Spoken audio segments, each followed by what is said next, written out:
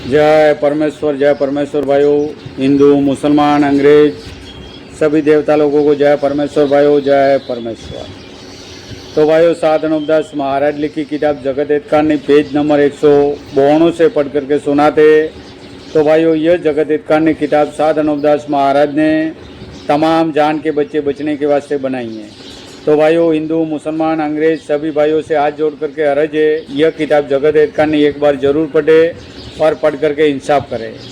तो भाइयों, यह किताब साधन उपदास महाराज के मुलाजिम मुलजी होने के नाते पढ़ करके सभी संसार के लोगों को परमेश्वर के लेके सुनाते। जय परमेश्वर भाइयों। तो ज़रूर यह किताब जगत हितकारिणी पढ़े और पढ़ करके इंसाफ करे। तो भाइयों, आज जो भी दुनिया में खराबा हो रहा है और जो भाइयों कच्ची उम्र में मौत हो जाती है और ज़मीन फट जाती है, तो ये सब भाइयों राक्षसी विद्या के पाप से होता है।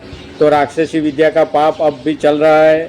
तो भाइयों, ज़रूर यह किताब जगत हितकारिणी पढ़े और पढ़ करके भाइयों इंसाफ करें। इंसाफ करने से खुद में खुद मालूम हो जाएगा। जय परमेश्वर भाइयों, जय परमेश्वर। ऊ किताब मुफीद आ मौसुम ब जगत हितकारिणी अज तस्नीफ साधन उपदास मूत वतन मुल्क मारवाड़। यह जगत हितकारिणी जिसको श्री अनूपदास प्रिंटिंग प्रेस छावनी हरणपुरा में छाप के प्रसिद्ध किया। तारीख 17 अप्रैल सन 1909 जा वैशाखवती 12 सम्मत 1965।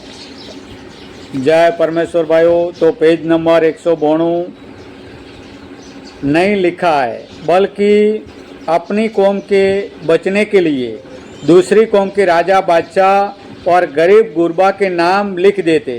सो जबकि बनिए लोग अपने राक्षसी पाप से बुद्धि खराब कर देते, जब किताबों को देख करके थोड़ा बहुत पाप करने को लग जाते, इससे भूली भूल में अपनी औलाद को पीढ़ी दो पीढ़ी के बाद मरवा देते। परंतु जाल के करने वाले और सीखने वाले यह नहीं सोचते हैं कि कदीमी जाल तो किताबों के चलाने वालों का है।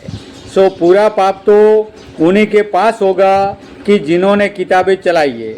परंतु दूसरे लोगों की ऐसी बुद्धि कैद कर दी है कि जैसे किताबों में लिखा है उसी तरह से राक्षसी पाप की किताबों में से देख देख के करने को लग जाते हैं और यह नहीं सोचते हैं कि किताबें तो कभी की चलाई हुई है और अपनी चलाई हुई नहीं है, और जिन की चलाई हुई है सो वो न्यारे के न्यारे है।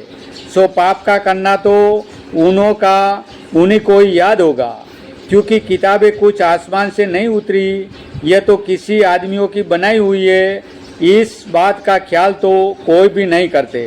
हालांकि इस बदनामी में 8-9 राजा बादशाह हिंदू मुसलमान की कौम के रावण, अन्ना, कंस, कारून वगैरह की तरह से मारे गए। परंतु जाल तो भी नहीं मिटा कि जो अब तक चल रहा है, और जिन्हों को कि यह जाल की किताबें मिल जाती है तो उन्हों को देख देख के ऐसे राजी होते कि हमको माल मिल गया, कि कुल पृथ्वी का राज प्राप्त हुआ। परंतु यह ख्याल नहीं करते कि जिन लोगों ने यह जाल के जादू चलाए थे तो वो उसी हालात में पकड़ के मारे गए, फिर उसी तरह से हम जादू के करने वालों की औलाद मारी जाएगी।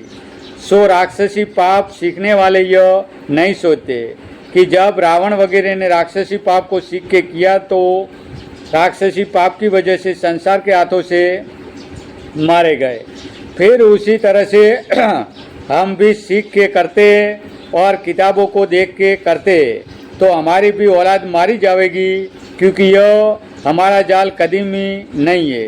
क्योंकि कदीमी जाल तो रावण का भी नहीं था, क्योंकि जाल तो दूसरों का ही है। रावण वगैरह ने भी सीख के किया था, इससे वो मारे गए, जिनका पता कभी नहीं मिला।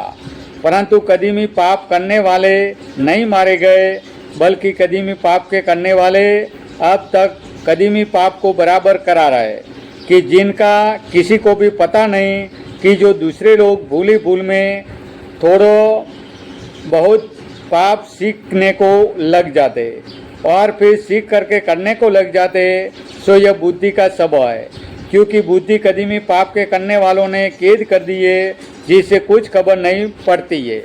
जय परमेश्वर भाइयों, जय परमेश्वर।